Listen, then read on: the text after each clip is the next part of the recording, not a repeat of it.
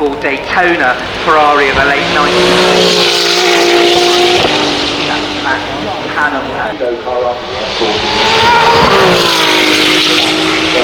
Hybrid 6 powered.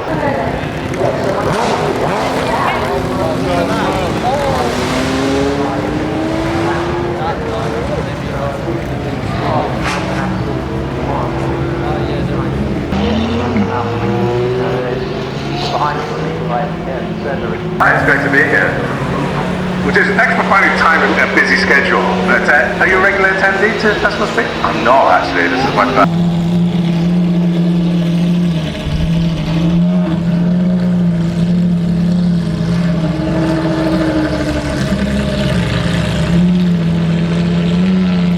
You can tell this is the place to be right now.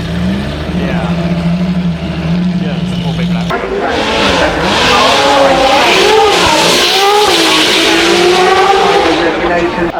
Hypercars left a the Molder line ended with pretty much ended from the 499 which won the more